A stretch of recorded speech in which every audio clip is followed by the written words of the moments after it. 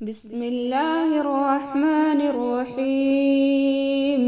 تبارك الذي بيده الملك وهو على كل شيء قدير، الذي خلق الموت والحياة ليبلوكم أيكم أحسن عملا وهو العزيز الغفور، الذي خلق 7 سماوات طباقا ما ترى في خلق الرحمن من تفاوت فارجع البصر هل ترى من فطور ثم ارجع البصر كرتين ينقلب إليك البصر خاسئا وهو حسير. ولقد زينا السماء الدنيا بمصابيح وجعلناها رجوما للشياطين وأعتدنا لهم عذاب السعير. وللذين كفروا بربهم عذاب جهنم وبئس المصير. إذا ألقوا فيها سمعوا لها شهيقا وهي تفور تكاد تميز من الغيظ كلما ألقي فيها فوج سألهم خزنتها ألم يأتكم نذير؟ قالوا بلى قد جاءنا نذير فكذبنا وقلنا ما نزل الله من شيء إن أنتم إلا في ضلال كبير. وقالوا لو كنا نسمع أو نعقل ما كنا في أصحاب السعير فاعترفوا بذنبهم فسحقا لأصحاب السعير. إن الذين يخشون ربهم بالغيب لهم مغفرة وأجر كبير. وأسروا قولكم أو اجهروا به إنه عليم بذات الصدور. ألا يعلم من خلق وهو اللطيف الخبير. هو الذي جعل لكم الأرض ذلولا فامشوا في مناكبها وكلوا من رزقه وإليه النشور.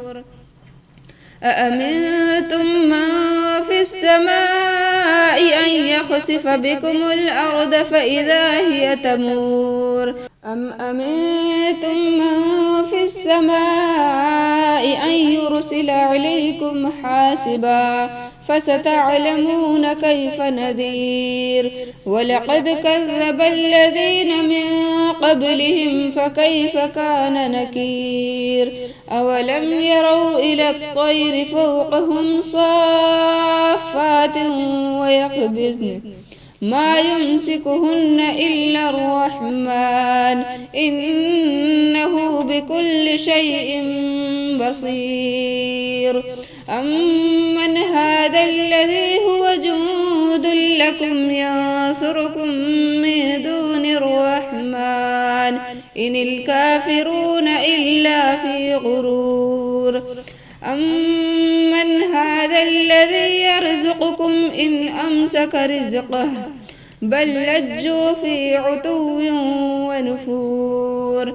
أفمن يمشي مكبا على وجهه أهدى أمن يمشي سويا على صراط مستقيم. قل هو الذي أنشأكم وجعل لكم السمع والأبصار والأفئدة قليلا ما تشكرون. قل هو الذي ذرأكم في الأرض وإليه تحشرون. ويقولون متى هذا الوعد إن كنتم صادقين.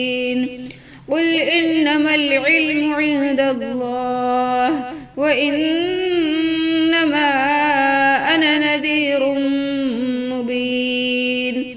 فلما رأوه زلفة سيئت وجوه الذين كفروا وقيل هذا الذي كنتم به تدعون قل أرأيتم إن أهلكني الله ومن معي أو رحمنا فمن يجير الكافرين من عذاب أليم قل هو الرحمن آمنا به وعليه توكلنا فستعلمون من هو في ضلال مبين قل أرأيتم إن أصبح ماؤكم غورا فمن يأتيكم